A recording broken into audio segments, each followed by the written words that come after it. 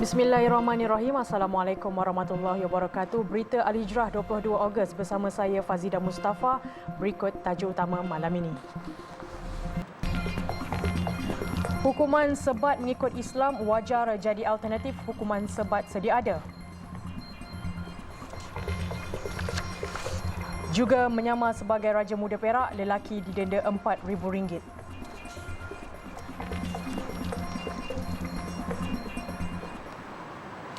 Hukuman sebat sebagaimana dilaksanakan dalam Islam dilihat lebih sesuai bagi menggantikan hukuman sebat dalam Undang-Undang Sivil. Pengamal Undang-Undang Ahmad Ziadi Zaidun berkata tata cara hukuman sebat dalam Islam bersifat lebih adil dan berperi kemanusiaan sekaligus menyokong cadangan Menteri di Jabatan Perdana Menteri, Parlimen dan Undang-Undang Datuk Seri Dr. Wan Junaidi Tuanku Jaafar agar hukuman sebat ketika ini dapat dikaji semula. Rujuk kepada hukuman sebatan yang dilakukan di Mahkamah Syariah ataupun di Mahkamah Sivil. Saya lebih merujuk ianya kepada pengimplementasian. Yang manakah pengimplementasian yang lebih mempunyai tata cara yang lebih berperi kemanusiaan. Kenapa? Kalau kita melihat kepada contoh Akta 560 Tata Cara Jenayah Wilayah Persekutuan 1997 di bawah Seksyen 125 tentang sebatan, ianya telah memperuntukkan banyak tata cara ataupun proses bagaimana sebatan itu patut dilakukan. Tangan yang menyebat tidak boleh lebih daripada kepala, kemudian dipakai baju yang mengikut syariah, menutup aurat. Tambahnya, selain menjaga kehormatan di bawah undang-undang syariah itu juga terdapat akta yang memperuntukkan penjagaan daripada aspek keselamatan dan kesihatan pesalah. Ada peruntukan undang-undang yang menyatakan bahawasanya perlu ada medical officer, kemudian tidak boleh berkali-kali dilakukan dalam keadaan dia tidak sanggup dan tidak boleh. Kemudian ada juga peruntukan bahawasanya penyebat itu perlu adil dan matang. Maknanya proses yang dilakukan itu menunjukkan bahawasanya hukuman sebat itu lebih civil in nature dan rotan sebat itu ataupun kita panggil alat ataupun yang digunakan untuk menyebat itu totally two different in natures, maknanya berbeza, maknanya dalam hukuman sivil dan hukuman syariah. Semalam Datuk Seri Dr. Wan Junaidi berpandangan hukuman sebat sehingga 15 kali dianggap keterlaluan kerana 3 sebatan sahaja boleh menghancurkan daging. Justru kerajaan melalui bahagian hal ehwal undang-undang dan Jabatan Peguam Negara sedang mengkaji hukuman alternatif bagi menggantikan hukuman sebat. Saya rasa itu adalah satu tindakan yang baik dan tindakan yang bijak. Kenapa? Disebabkan peruntukan undang-undang dalam kanun keseksaan membutuhkan dalam 53 kesalahan, terdapat peruntukan-peruntukan yang menunjukkan bahawasanya sekiranya dihukum, sebatan adalah wajib dan mandatory. Akan tetapi, ada ketikanya berlakunya kes-kes seperti ini yang ianya berbeza dalam satu kes dan kes-kes yang berbeza. Kita panggil case to case basis. Kajian hukuman alternatif bagi sebatan dijangka dibentangkan pada sidang parlimen pada Oktober depan. Menurut Datuk Seri Dr. Wan Junaidi, menerusi pindaan itu kelak, hakim akan diberi budi bicaranya untuk menetapkan beberapa jumlah sebatan yang akan diberikan sesuai dengan kesalahan atau jenayah yang dilakukan. Polis menahan 7 individu tempatan bersama lebih 31 kg dadah jenis ganja dan syabu bernilai RM112,500 dalam 3 serbuan berasingan di sekitar Ibu Negara Khamis dan Jumaat lepas. Ketua Polis Kuala Lumpur, Dato' Azmi Abu Kasim berkata mereka yang ditahan berusia 23 hingga 39 tahun terdiri daripada 6 lelaki dan seorang wanita. Menurut Dato' Azmi, serbuan pertama dan kedua masing-masing dilakukan di lobi sebuah hotel dan sebuah bilik hotel di Kampung Baru kira-kira 2.15 petang Khamis. 4 individu termasuk seorang wanita ditahan serta merampas 1 kilogram dadah jenis ganja dan 958 gram dadah jenis syabu. Manakala serbuan ketiga pula dijalankan pada 6.45 petang di kawasan parkir kereta sebuah kondominium di Jalan Ampang, membabitkan penangkapan 3 lelaki serta 30 kilogram dadah jenis ganja dirampas. Tambah beliau, hasil ujian air kencing, 5 daripada suspek didapati positif dadah. 6 daripada mereka juga mempunyai pelbagai rekod jenayah lampau selain telah beberapa kali ditangkap. 31 kilogram dadah jenis ganja yang dirampas dianggarkan bernilai RM77,500, manakala 958 gram syabu dianggarkan bernilai RM35,000. Jelasnya sindiket warga tempatan yang bergiat aktif sejak 4 bulan lepas itu menjadikan kondominium yang dikawal pengawal keselamatan sebagai tempat menyimpan dadah bagi mengaburi pihak berkuasa. Katanya bekalan dadah diperoleh dari negeri utara semenanjung Malaysia dan dihantar ke Kuala Lumpur untuk pasaran di sekitar Lembah Kelang. hilang. Semua suspek yang ditahan tidak mempunyai pekerjaan tetap dan menjadikan kegiatan tersebut sebagai punca pendapatan utama. Kesemua suspek direman selama 7 hari sehingga 26 Ogos depan. Seorang lelaki dijatuhi hukuman denda RM4,000 selepas mengaku bersalah atas pertuduhan menyamar sebagai Raja Muda Perak di Pejabat Sultan Kedah di Wisma Darul Aman Jun lalu. Tertuduh Muhammad Fadil Lob, 39 tahun, membuat pengakuan itu di Mahkamah Magistrate Alor Setar hari ini. Berdasarkan pertuduhan, tertuduh cuba memperdayakan petugas kaunter Pejabat Tuanku Sultan Kedah di Wisma Darul Aman Alor Setar dengan memperkenalkan diri sebagai Raja Muda Perak dan membenarkannya berjumpa dengan Sultan Kedah pada 28 Jun lalu. Petugas telah membuat semakan dengan bahagian protokol dan istiadat negeri Perak serta mengesahkan tiada kerabat diraja Perak Darul Rizwan dengan nama kad yang diberikan oleh tertuduh. Kesalahan dilakukan di bawah Seksyen 419 Kanun Kesiksaan dan boleh dikenakan penjara 7 tahun atau denda atau kedua-duanya. Kes dikendalikan Timbalan Pendakwa Raya Negeri Asma Zamri manakala tertuduh diwakili Peguam Yayasan Bantuan Guaman Kebangsaan Muhammad Syafiq Ahmad. Dalam rayuan kepada tertuduh, Muhammad Syafiq berkata kesalahan tersebut adalah pertama kali dilakukan oleh Muhammad Fadil selain perlu menanggung seorang anak dan kedua ibu bapanya. Mahkamah Magistrate kemudiannya menjatuhkan hukuman denda RM4,000 dan jika gagal tertuduh diarah di penjara 10 bulan. Maktab Rendah Sains Mara MRSM Kuantan mengambil tindakan disiplin dan memindahkan beberapa pelajarnya yang dilaporkan membuli seorang pelajar perempuan maktab itu baru-baru ini. Timbalan Menteri Pembangunan Luar Bandar Datuk Hasbi Habibullah berkata tindakan itu dibuat tanpa didedahkan kepada umum bagi memastikan MRSM terus menjadi pusat pembelajaran yang kondusif dan selamat. Memetik bernama, Datuk Hasbi berkata Mara tidak berdiam diri dan tindakan telah diambil dengan memindahkan pelajar yang membuli ke tempat lain. Sebelum ini tular di Facebook, seorang wanita mendakwa anaknya dibuli di MRSM berkenaan sejak Jun lepas dan pihak asrama dikatakan lambat bertindak menangani isu itu. Susulan itu, wanita berkenaan membuat laporan polis serta merujuk anaknya ke hospital kerana pihak asrama menyatakan anaknya mengalami masalah keresahan.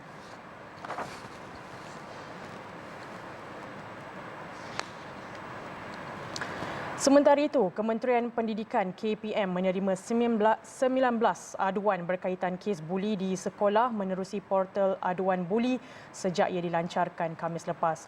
Menteri Kanan Pendidikan Datuk Dr. Razi Jidin berkata 16 aduan diterima melalui saluran sistem pengurusan aduan awam SISPA KPM manakala 3 lagi melalui aplikasi WhatsApp.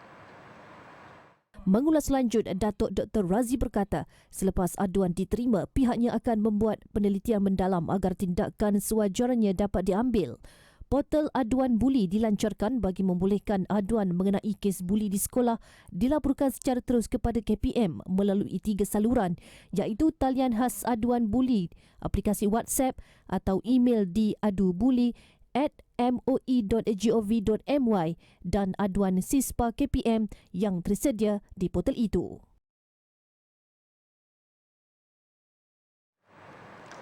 Kementerian Kesihatan KKM akan menyelesaikan baki 4,833 kes rawatan tertunggak bukan COVID-19 di hospital kerajaan dalam masa terdekat. Menteri Kesihatan Khairi Jamaluddin Abu Bakar berkata jumlah kes tertunggak setakat 31 Julai lepas itu melibatkan prosedur pembedahan daripada disiplin pembedahan pediatrik dan pembedahan kardiotorasik. Khairi Jamaluddin dalam satu kenyataan berkata KKM akan terus berusaha untuk meningkatkan perkhidmatan kesihatan kepada seluruh keluarga Malaysia. Semalam beliau berkata KKM berjaya menyelesaikan kes rawatan tertunggak bukan COVID-19 di hospital kerajaan di seluruh negara sebanyak 92% setakat ini daripada jumlah 57,355 kes yang dilaporkan pada September lepas. Mengulas lanjut kes tertunggak direkodkan pada 30 September lepas, Khairi Jamaluddin berkata 53,785 kes adalah berkaitan prosedur pembedahan dan 3,570 kes berkaitan prosedur bukan pembedahan. Kes surgical base meliputi pembedahan pembedahan neuro, pembedahan pediatrik, pembedahan plastik dan rekonstruktif, pembedahan kardiotorasik, pembedahan vaskular, urologi, ginekologi, ortopedik dan oftalmologi. Manakala kes medical base termasuklah sleep study, lung function test, stem cell procedure, radioterapi dan CT simulation dan coronary angiography. Khairi Jamaluddin berkata antara inisiatif yang telah dilaksanakan KKM bagi menangani kes-kes tertunggak adalah melalui penyumber luaran pesakit KKM ke hospital swasta. Turut dilakukan adalah pembukaan semula dewan-dewan bedah elektif di hospital KKM secara berperingkat bermula pada Oktober tahun lepas dan pembedahan elektif hari Sabtu dari 8 pagi hingga 5 petang di hospital-hospital berpakar di seluruh negara bermula pada Disember tahun lepas. Seorang lelaki warga Bangladesh ditemui maut berhampiran Astaka Bukit Gedong malam semalam. Ketua Polis Daerah Barat Daya, Superintenden Kamarul Rizal Jenal berkata mangsa yang berusia 32 tahun dipercayai dibunuh rakan senegara dalam satu insiden pergaduhan. Menurut Superintenden Kamarul Rizal, pihaknya menerima maklumat pergaduhan kira-kira jam 11 malam. Sebaik tiba di lokasi, mangsa yang bekerja sebagai tukang cuci itu ditemukan terbaring di kawasan parkir kira-kira 5 meter dari lokasi di mana berlakunya pergaduhan. Mangsa disahkan meninggal dunia akibat tikaman pada badan. Susulan kejadian itu, polis menahan 4 lelaki warga Bangladesh berusia antara 31 hingga 45 tahun. Kamarul Rizal berkata, suspek yang ditahan bekerja sebagai tukang cuci, pekerja kedai runcit, operator kilang dan buruh binaan. Kesemua suspek direman 7 hari hingga 28 Ogos ini bagi membantu siasatan mengikut Seksyen 302 Kanun Keseksaan. Mayat mangsa dihantar ke Hospital Pulau Pinang HPP untuk bedah siasat. Selepas ini, khatam Al-Quran dalam tempoh 17 jam.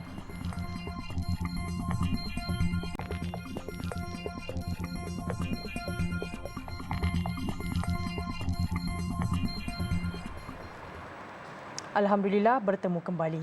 Bekas penyelia Mahat Tahfiz Al-Fatih Batangkali, Iman Asri, 24 tahun, berjaya ujian khatam Al-Quran dalam tempoh 17 jam dengan kurang 10 kesalahan bacaan. Pencapaian itu sekaligus menjadikan Iman sebagai pemegang Syahadah Ula Al-Fatih. Dalam ujian terbabit bacaan iman disemak oleh 4 pemeriksa. Syahadah Ula Al-Fatih merupakan ujian menghafaz Al-Quran yang dilaksanakan oleh Mahat Tahfiz Al-Fatih Batangkali sejak 3 tahun lalu. Menurut perunding Mahat Tahfiz Al-Fatih, Profesor Dr. Zainul Rashid Zainuddin, Iman antara individu yang berjaya lulus ujian tersebut pada peringkat remaja. Beliau kini memiliki sanad tahfiz 30 juzuk Al-Quran dengan pangkat mumtaz yang melayakkannya untuk mengajar tahfiz di mana-mana negara di seluruh dunia. Kerajaan akan meneliti semula dasar-dasar melibatkan sumber manusia dan modal insan dalam usaha mengekalkan dan menarik bakat berkemahiran ke pasaran kerja tempatan. Perdana Menteri Datuk Seri Ismail Sabri Yaakob dalam pada itu mengakui selain menghadapi cabaran dalam mencipta peluang pekerjaan berkemahiran tinggi, negara kini berdepan saingan dari negara maju yang menawarkan gaji lebih tinggi untuk menarik bakat berkemahiran ke sektor berpotensi tinggi.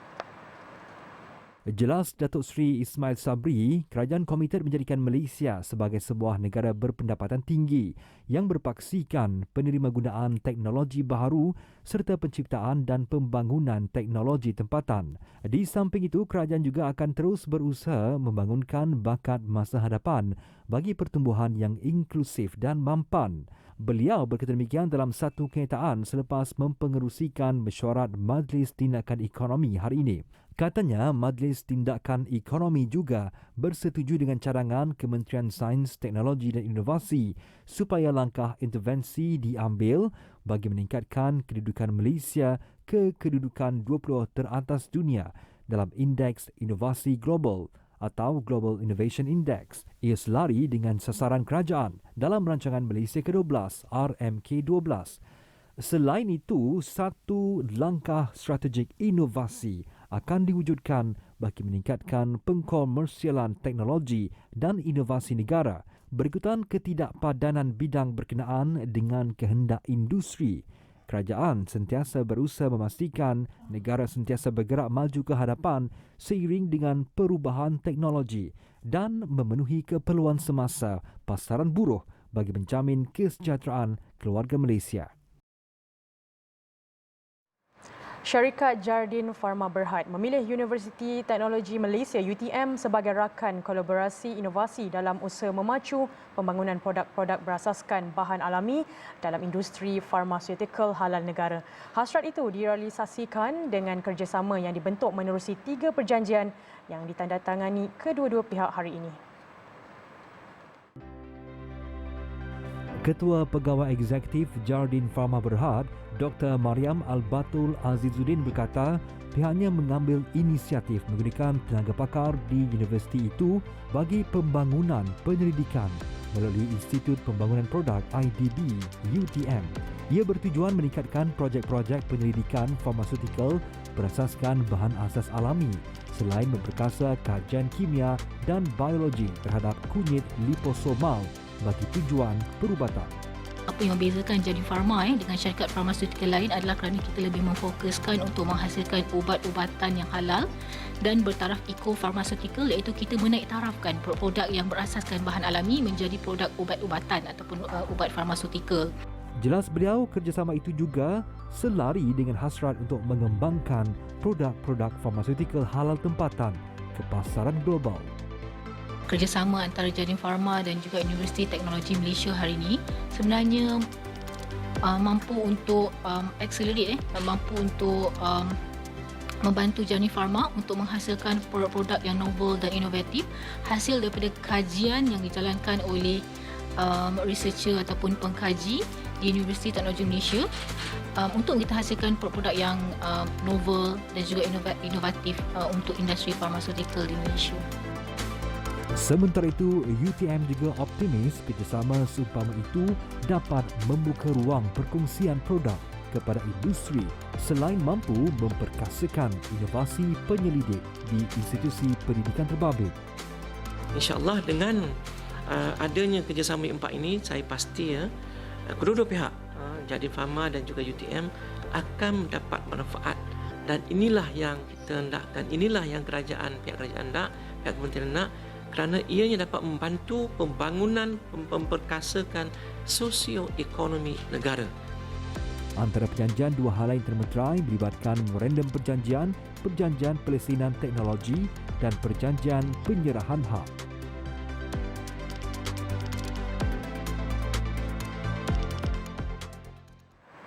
1,500 kilogram ikan percuma diagih kepada penduduk di Parlimen Bukit Gantang sebagai inisiatif untuk membantu rakyat yang terkesan dengan kenaikan kos sara hidup.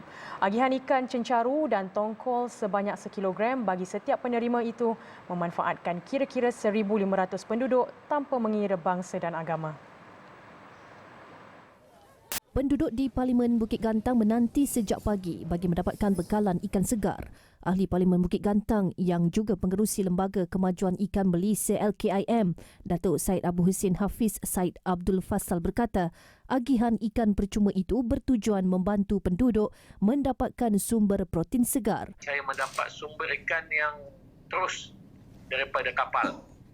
Maknanya saya beli apabila ikan mendarat dan saya bawa terus diedarkan, memang fresh, ikan yang sangat segar.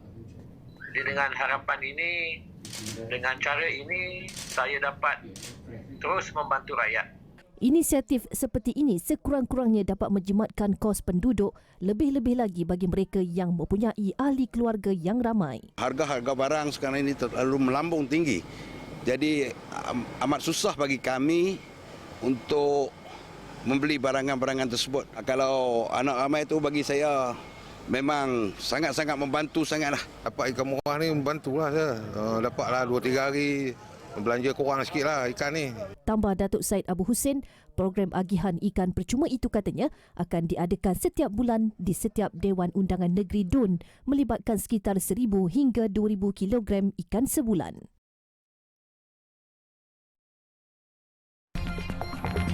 Ikan jalani ujian caritan COVID-19.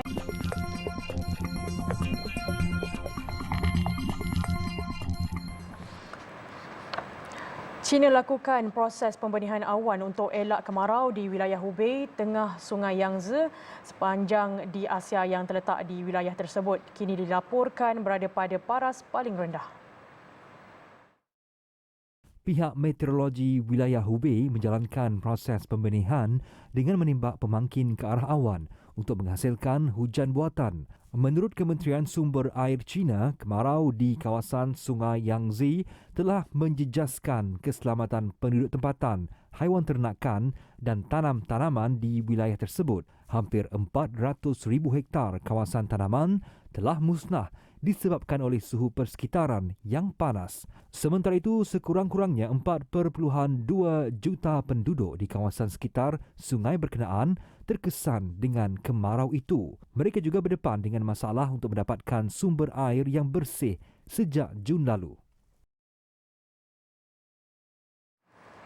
Di Iraq, sekurang-kurangnya 7 maut termasuk seorang kanak-kanak dalam tanah runtuh yang turut menghempap makam Katarat Al-Imam Ali di Karbala. Runtuhan itu dipercayai akibat lembapan tepung. Setakat ini, pasukan penyelamat berjaya menyelamatkan 6 mangsa termasuk 3 kanak-kanak yang kini berada dalam keadaan stabil. Menurut Pengarah Pertahanan Awam, Jaudat Abdul Rahman, berkemungkinan masih ada lagi mangsa yang tertimbus dalam runtuhan tersebut. Pasukan penyelamat dan sukarelawan kini dilapor bertungkus lumus menyelamatkan mangsa yang terperangkap. Usaha itu perlu dilakukan berhati-hati ekoran bimbang runtuhan susulan. Makam Katarat Al-Imam Ali sering dikunjungi pengikut Syiah. Tanah runtuh yang berlaku petang kemarin mengakibatkan kira-kira 30% bangunan itu musnah. Ribuan ikan ditemui mati di Sungai Oder di sempadan Poland, Jerman. Insiden itu dipercayai ada kaitan dengan sisa buangan kimia. Ketika proses pembersihan, pekerja di Sungai Oder telah mengumpulkan lebih 190 tan bangkai ikan itu. Kejadian berkenaan didapur sudah berlaku sejak 2 minggu lalu. Bagaimanapun, Poland sebelum ini telah melaporkan mengesan kematian ikan secara besar-besaran penghujung bulan lalu. Jerman menuduh Poland gagal memaklumkan kepada pihaknya mengenai kematian itu dan menyebabkan tindakan mengatasinya menjadi lambat. Susulan itu, pihak berkuasa mengeluarkan amaran bencana alam di kawasan tersebut. Setakat ini, pihak berkuasa di kedua-dua belah Sungai Oder masih berusaha untuk mencari punca kematian ikan besar-besaran itu. Namun, saintis mengesyaki pembiakan pesat alga tertentu menjadi puncanya. Manakala sebuah makmal di Brandenburg mengesan tahap racun makhluk perosak yang berlebihan di dalam air sungai. Dalam pada itu, penduduk di kawasan berkenaan diarah untuk tidak menghampiri sungai tersebut sehingga satu masa dimaklum kelak. Lain pula di China, tular video pekerja perubatan melakukan ujian calitan atau swab test COVID-19 ke atas ikan dan ketam hidup di Bandar Raya Xiamen. Walaupun mungkin kelihatan luar biasa, tetapi ia bukan kali pertama ikan hidup telah diuji untuk COVID-19. Dalam beberapa minggu kebelakangan ini, Jawatankuasa Daerah Kawalan Pandemik Maritim di Xiamen mengeluarkan notis menyatakan bahawa apabila nelayan-nelayan kembali ke pelabuhan mereka dan hasil tangkapan laut mesti diuji dengan ujian perubatan COVID-19. Menurut seorang pekerja di Biro Pembangunan Lautan Perbandaran Xiamen, mereka mengambil pengajaran dari Hainan yang menyaksikan wabak yang teruk. Wilayah Hainan di tepi pantai selatan China telah merekodkan lebih 10,000 kes COVID-19 sejak awal Ogos ini dan pihak berkuasa berkata wabak tersebut mungkin ada kaitan dengan komuniti nelayan. Pandemik COVID-19 yang pertama dikaitkan dengan pasar haiwan dan makanan laut hidup di bandar Wuhan di tengah China sebelum ini. Rakyat Colombia sambut Hari Malas Sedunia dengan memakai baju tidur dan berbaring di atas katil dan kemudian berarak di sepanjang jalan di bandar Itagüe, selatan Medellin. Mereka membawa bantal dan selimut sambil membuat aksi malas seperti di rumah. Walaupun sambutan ini agak pelik, namun masyarakat Colombia merasakan ia penting. Ia kerana sambutan itu dianggap dapat mengurangkan stres yang melampau disebabkan oleh kerja. Menurut penyelaras sambutan ini, Fernando Duque, Hari Malas ini adalah untuk menggalakkan orang ramai untuk mementingkan waktu rehat mereka demi kesihatan mental dan fizikal. Waktu rehat katanya adalah waktu terbaik untuk mendapatkan idea yang bernas dan kreatif. Ia juga bagi mengingatkan orang ramai bahawa tekanan boleh membawa maut. Acara ini telah dianjurkan sejak tahun 1985 di Colombia. Sekian berita Al-Hijrah. Ikuti kami di platform media-media sosial seperti Facebook, Instagram, Twitter, YouTube dan TikTok dan layari alhijrahnews.com untuk lagi berita-berita pilihan dan eksklusif. Sebelum berpisah, saksikan kemeriahan pelancaran Bulan Kebangsaan dan Jalur Gemilang oleh Jabatan Agama Islam Wilayah Persekutuan Jawi di Masjid Wilayah Persekutuan pagi tadi. Gimik pelancaran pemasangan Jalur Gemilang pada kenderaan rasmi jabatan itu disempurnakan Ketua Pengarahnya Datuk Muhammad Ajib Ismail. Saya Fazida Mustafa. Assalamualaikum dan selamat malam.